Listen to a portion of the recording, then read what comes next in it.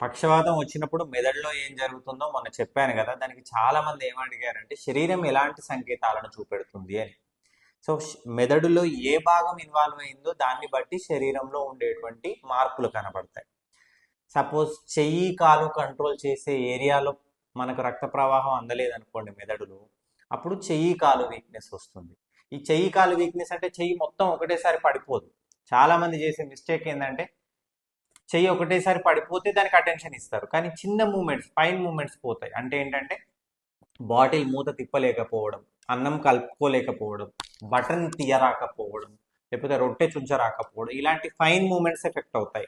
Gross moments effect అవ్వడానికి time పడుతుంది. ఎప్పుడైతే ఈ ఫైన్ మూమెంట్స్ ఎఫెక్ట్ అవుతాయో అప్పుడే తొందరపడాలి, అప్పటి నుంచే పక్షవాతం స్టార్ట్ అయినట్టు. అలాగే బ్రెయిన్లో ఎడమ వైపు కనుక రక్తం అందలేదనుకోండి, మాట పడిపోతుంది, మాట తేడా వస్తుంది. అదేవిధంగా చిన్న మెదడు ఇన్వాల్వ్ అయింది అనుకోండి, ఇవి వెనకాల ఉండేటువంటి ఈ చిన్న మెదడు ఇన్వాల్వ్ అయింది అనుకోండి, బ్యాలెన్స్ లో తేడా వస్తుంది. అంటే బ్రెయిన్ లో ఏ రక్తనాళం బ్లాక్ అవుతుంది, ఏ ఏ ప్రాంతానికి రక్తం అందట్లేదు అనే దాన్ని బట్టి లక్షణాలు ఉంటాయి.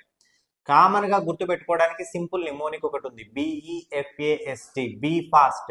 బి అంటే బ్యాలెన్స్ ఇష్యూస్, ఈ అంటే ఐ విజన్ ఇష్యూస్. ముఖం మొత్తం ఇప్పుడు ముఖం ఉంది, ముఖం మొత్తం కనబడదు, సగమే కనబడుతుంది. లేకపోతే వస్తువు మొత్తం ఉంది, ఒక సగమే, ఒక క్వార్టరే డల్ అయిపోతుంది అనమాట. ఆ విధంగా. ఎఫ్ అంటే ఫేషియల్ వీక్నెస్, మూతి ఒకవైపు వంకర పోవడం. ఏ అంటే ఆర్మ్ కానీ లెగ్ కానీ వీక్నెస్. ఎస్ అంటే స్పీచ్ డిస్టర్బెన్సెస్, మనం మాట్లాడింది అర్థం కాకపోవడం, మాట తడబడడం, లేకపోతే మాట పూర్తిగా ఆగిపోవడం. టీ అంటే టైం, మీరు వేస్ట్ చేసే ప్రతి నిమిషానికి 20 లక్షల న్యూరాన్లు దెబ్బతింటాయి, కాబట్టి లేట్ చేయొద్దు.